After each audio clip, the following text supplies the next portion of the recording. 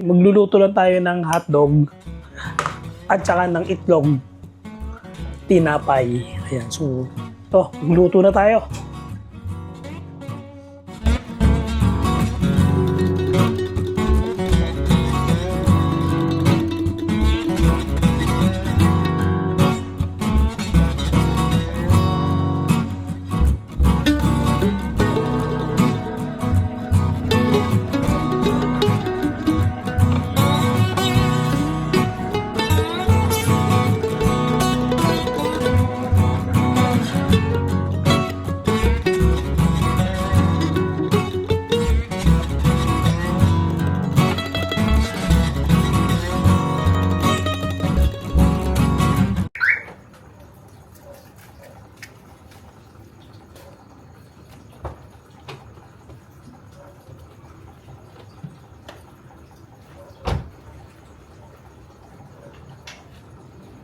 Eto, maghahanap tayo ulit ng ating mapapwestuhan para sa ating mukbang, manood at matakot.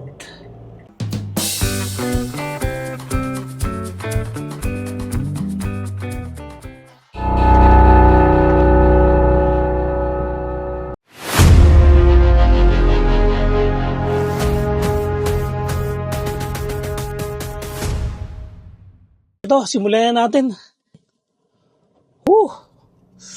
Lagi ko na tong ating kainan. Talaga nakilig yung yung takot. Teka, headset. Lagi ko na ang ating headset. Ready ko na ang ating panonoorin. Eto, lalabas ko na yung ating pagkain. Akala ko parang bigla may dumaan doon sa likod eh. Bako. I-ready na ang pagkain bago manood ng nakakatakot na palabas. Ang aking itlog na may hotdog. Tapos ang ating juice. Juice muna tayo. Juice. Sarap. Ang sarap. Kinakabahan talaga ako. Nagugutom na ako. Hindi pa ako nakakain eh. No oras na ba? Yan mag-aalas 11 na ng gabi. Ayan, napapanood natin na kay BizarreBub. Top 10 niya to. Simulan natin, panoorin na natin to. While driving down a stretch of highway, Felicity D promptly takes out her phone after noticing something down the road. It had caught her attention, considering that no other cars were on the road. It was just her and the driver alone on this highway when this was spotted. Yan mahirap pag nagdadrive ka ng kotse sa gabi pag mag-isa ka lang. May dumaan. Now this video takes place in Arenas Valley, New Mexico, where it seems that others have encountered similar experiences. Ghost sightings are nothing new to those who live around here, but this, as viewers believe, may just be the clearest evidence of something paranormal.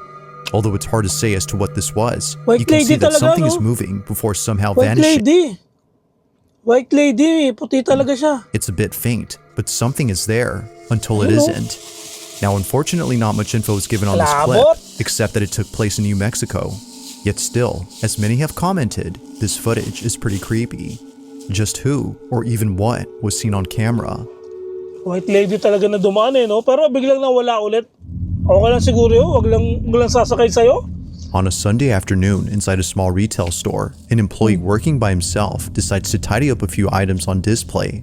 It was like any other workday at the shop. Johan Salazar would clock in and start the shift by organizing stock. But as he does his job, he all of a sudden runs to the back of the store, completely out of breath and visibly shaking. Johan, in his own words, had felt something heavy drop on his shoulders. Not sure what it was that was on his back, he looks at the security camera recording at this time and sees something that terrifies him beyond belief. This is what he saw. Ano yan? Parang may kumalabit sa kanya.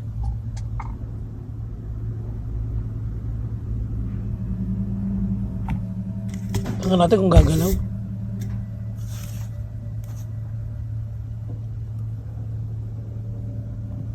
Ay!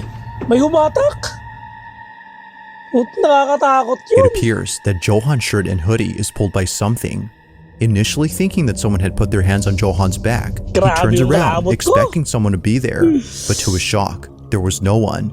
He was absolutely positive that he felt something heavy on his shoulders. May Yet, humatak sa it ano seems niya. that whatever weight he had felt was non-existent. Or so it Tek. seemed. May humatak dun sa ano niya, no? Sa pinaka-jacket niya, yung hood.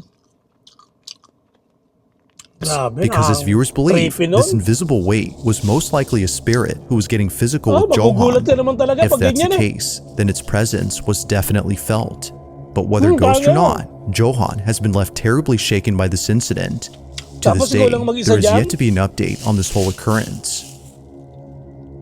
Yun, no? Ramdam na ramdam mo yun eh. Ramdam na ramdam mo yun na merong parang humatak sa ano mo, sa damit mo. Tapos ikaw lang mag-isa dun sa lugar na yun, sa store. Nakakatakot.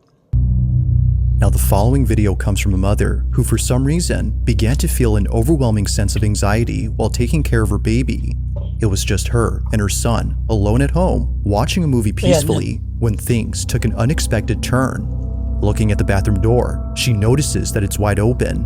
When she last looked, it was somewhat shut. Seeing that something was different, she grabs her phone and begins to record. Whenever something like this happens, according to her, things get very weird. It's a common occurrence, but on this night, what she captures is unlike anything she's ever experienced. On the verge of having a panic attack, she records the bathroom when this is captured. Natin kung ano nangyari. The door is moving by itself.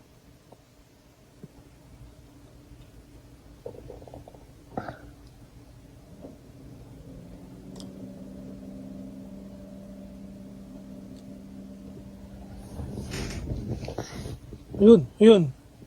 Gumagalaw yung pinto. Yun, gumagalaw yung pinto. Oh my god. Over here. Baka may daga. Please go away. Tapang. Dapat talaga pag ganyan papalisin mo, no? Please go away. Please go away. Tapang. You're not wanted. Go away. Whatever you are, go away. Nilabutan talaga ako.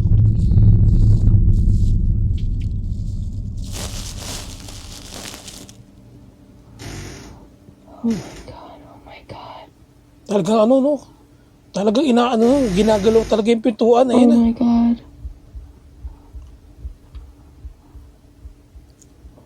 Pero bukas yung pintuan, di ba? Ang masama niyan, isara yung pintuan.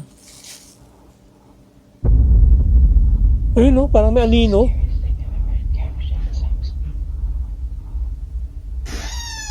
Uy! Ayun ang malakas. I am so scared right now. Please go away.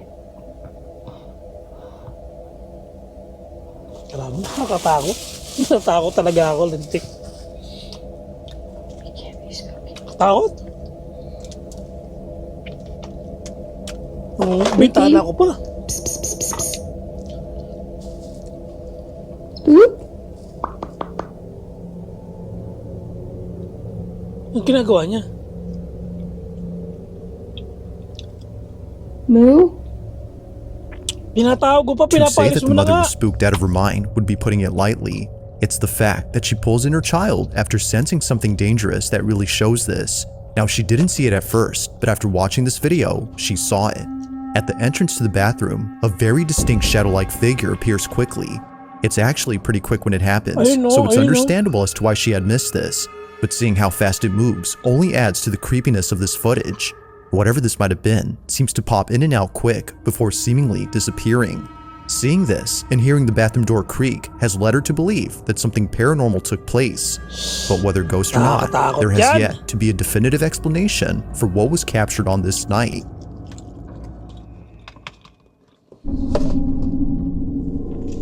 Nakakatakot yun, grabe. Grabe yung content ko, no? Dinala ko pa sa labas yung panonood. Pero para ma-feel ko talaga na nakakatakot yung pinapanood natin.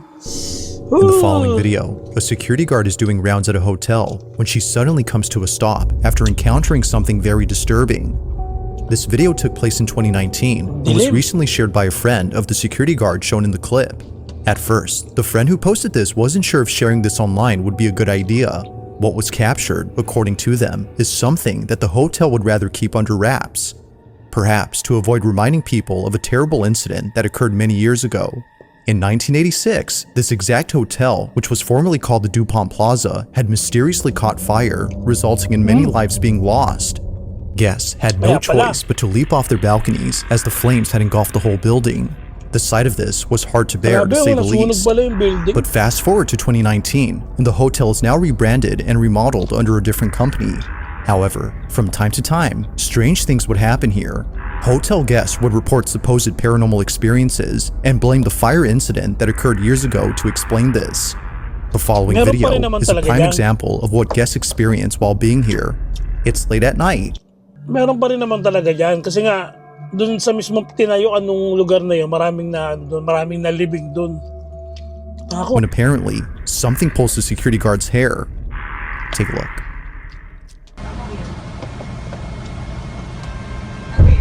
Yun! Mas mabunot sa kanya.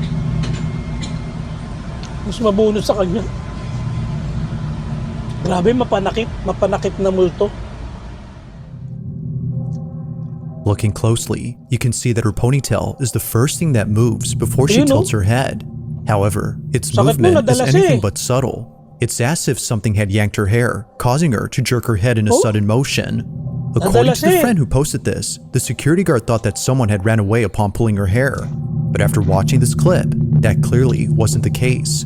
Her hair was definitely pulled, but it wasn't someone she could identify, let alone see.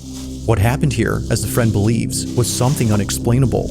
But as always, I'll let you come up with your own conclusions. Just what exactly could explain the security guard's hair being pulled?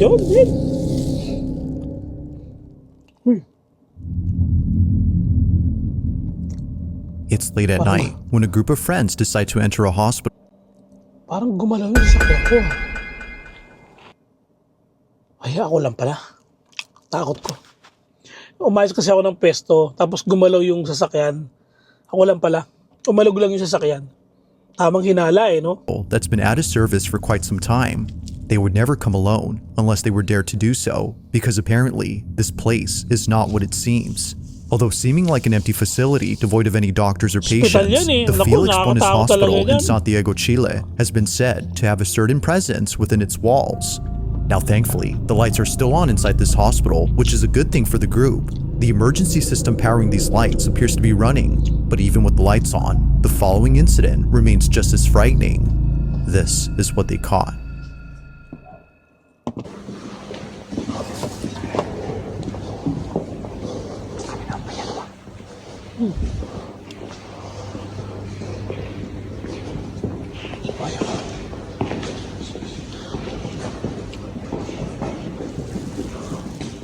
Familia estamos aquí en el hospital Felipe Bonis. Son las... ¿Qué hora es, familia? ¿Qué hora es? Natatakot ako doon sa mga bulungan nila eh. Una ocho. Nag-explore ba kayo?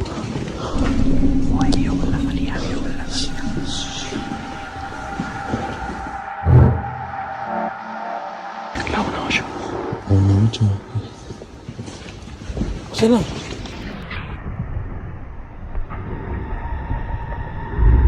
Ayun, may dumaan na.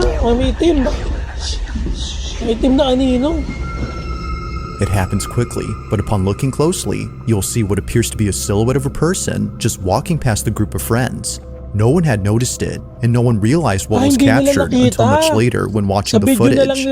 Clearly, something had been there, but it's hard to say as to what exactly it was.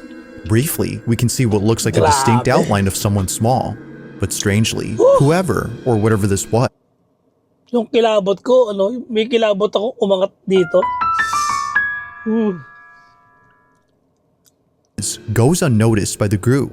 It's for this reason that they no doubt believe that this had to be the spirit of a deceased patient who doesn't know they already passed. But ghost or not, it seems that what was captured will currently stay a mystery. Grabe, nakakatakot.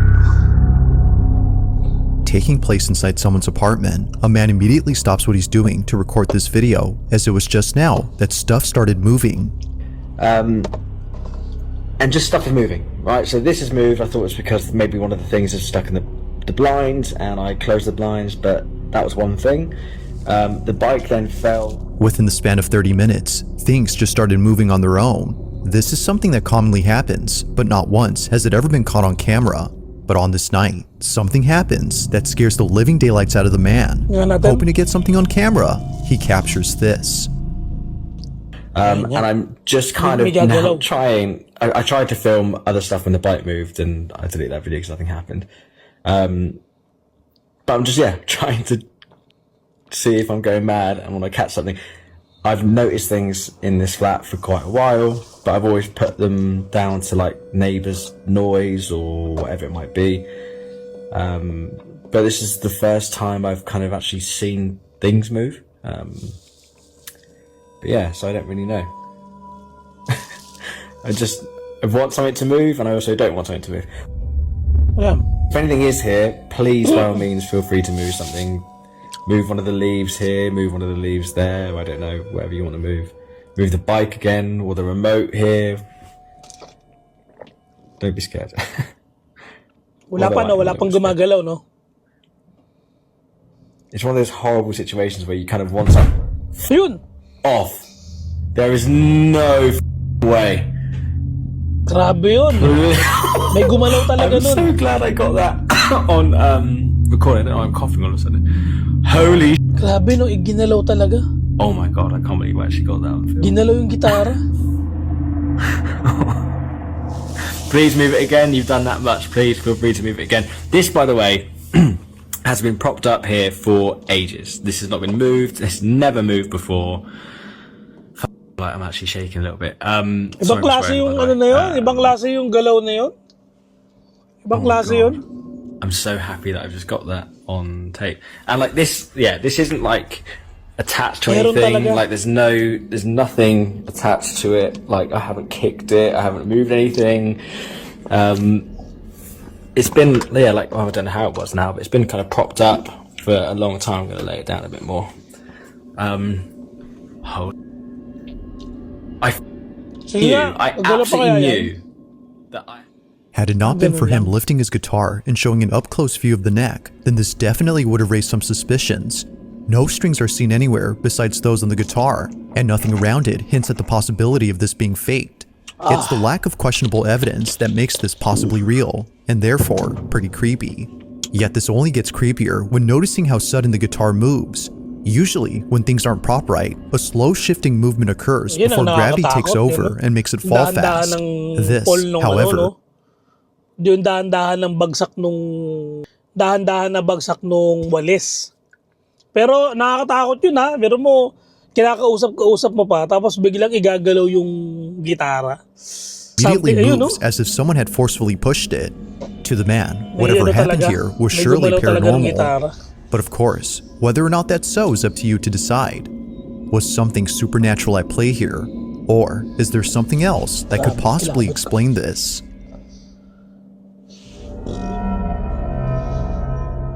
Now, not much is known about this next video, considering that the original source is unknown. Where it came from, or who exactly posted this first, remains a mystery. But despite lacking any sort of context, the video is still pretty creepy. Taking place. Nakakatakot yung damit nung white lady na yun. Ay, parang sa mga movie mo nakikita no? Pero ganyan yung mga sa kanila mga white ladies. Place in what appears to be a museum. A group of people visit an exhibit that is, well, a bit disturbing to say the least. As with most lifelike mannequins, there's something quite off-putting about these, but it's not the mannequins that make the video pretty spooky, but rather something else. Whoever took this video seems to have not realized that they captured something unusual during this moment. They didn't see that this was captured. Ano yan?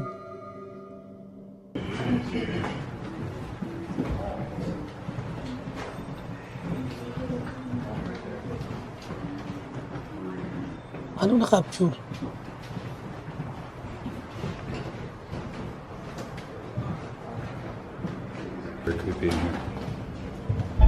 Ayun, may dumaan. Itim na naman na anino. Appearing out of nowhere, a shadowy figure resembling a woman is caught in the mirror. Its reflection is captured, but the person casting it is nowhere in Ayun, no? sight. That Talagang is, ano if eh. it was a person. Yung galaw nung shadow, dahan-dahan lang, no? Kaya talagang alam mo na nagpaparamdam. Oh, grabe, While kinikilabutan some viewers ako. agree that it was a person in the sense that they used to be alive, many believe that this was its ghost. Seemingly dressed in a gown that a woman would wear during the Victorian era, the mysterious gown talaga shadow eh. passes by, unfazed by the group of strangers in the room. It's as if they've been here for quite some time. But like most videos, without much context, it remains yun unknown nakaupo. as to who or what was caught on camera. Parang itsura nung white lady na nakaupo, no? Talaga. On the night of October 4th of 2024, a young couple watch a scary movie that's already been seen by the boyfriend. It's his girlfriend's first time watching the film, and it's exactly how he imagined she would react, completely scared. It's for this reason that he films this video. It would make for a funny clip, but little does he know, this exact moment would be anything but funny. Now viewers agree that it's already creepy enough that they live in a house filled with clown dolls and other horror-themed items, Nakakatakot but naman. what was captured Alam mo, takot ako dyan sa mga, ano na yan, sa mga dal na yan. Kaya nung bata pa ako, kahit hanggang ngayon, meron pa rin akong phobia dyan eh. Kaya nung nagmukbang ako dun sa, sa Manila, grabe, yung maraming manikin. Tapos may joker pa dito sa likuran ko. Tatakot talaga ako nun. May umiiyak dun eh. May umiiyak dun sa ko na yun eh. Hindi ko alam kung tinitrip ako o talagang may nagpaparamdam. No? Kasi rinig na rinig talaga yung iyak eh. It's any of those things. As they watch this movie, this is caught.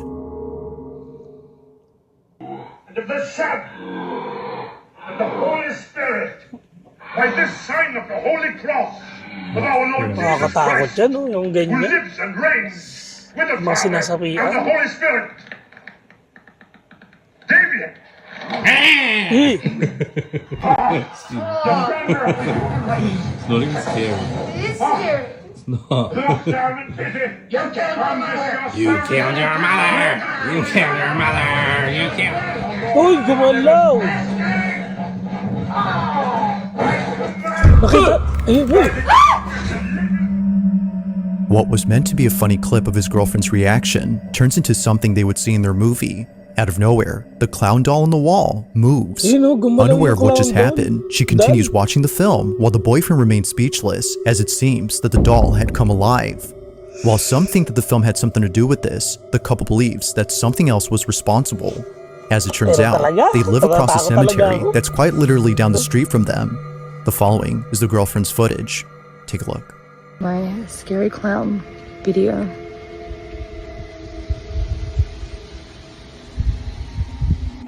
Okay, so I thought I'd show you Nag-explore siya. to live across the road Sementeryo? from a cemetery. Sementeryo nga. Nag-explore Normally sementeryo. this stuff doesn't scare me, but the clown kind of did. So then, according to viewers, it's no wonder why the doll had come alive. It only makes sense that watching a scary movie near a cemetery would lead to this. But as always, you be the judge on whether or not this was paranormal. Just what exactly had occurred that night.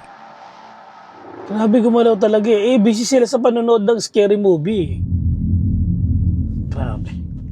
On a sunny day, somewhere on a peninsula, a man records a video of an ancient fortress that was built in 1725. Obviously, the fortress has stood the test of time, seeing that it's still intact. But it's not the durability of this place that baffles the man who filmed this. Instead, it's what appears at this place that's left him pretty spooked. He was taking a video while he and his brother explored the fortress. Although many tourists come here, very few know that the fort has taken the lives of many pirates who invaded the peninsula during the 18th century. Knowing this, the man couldn't help but feel a haunting presence while being here. Now the quality is far from HD, but the video still captures footage of something visible and quite peculiar. This is what was caught. Ayun na. Okay.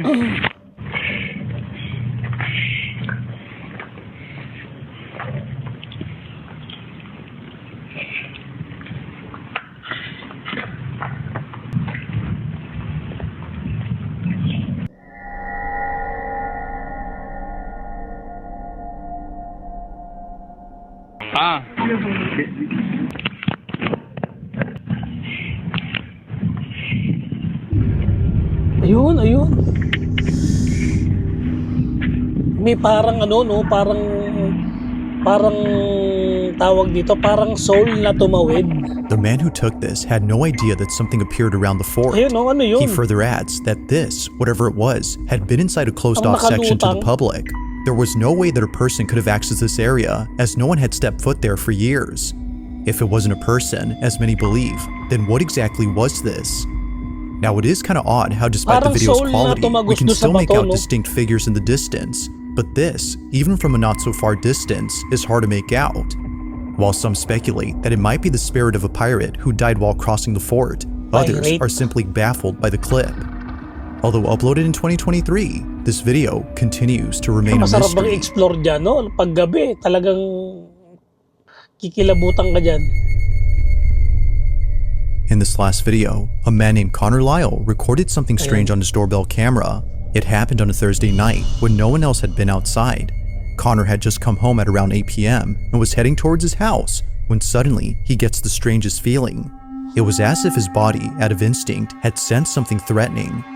Perhaps thinking it was all in his head, he shrugs it off and doesn't think much of it. But fast forward to him looking at the footage captured of that night, and his stomach drops. Ayun, sa The CCTV na lang following yung nakita. is his footage. Watch.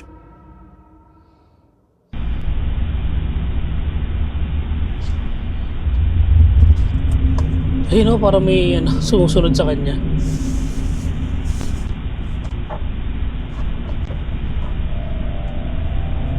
Oh, talagang ramdam niya eh. Ramdam na may nakasunod sa kanya eh. As it turns out, his fight-or-flight response wasn't just random, but rather completely called for.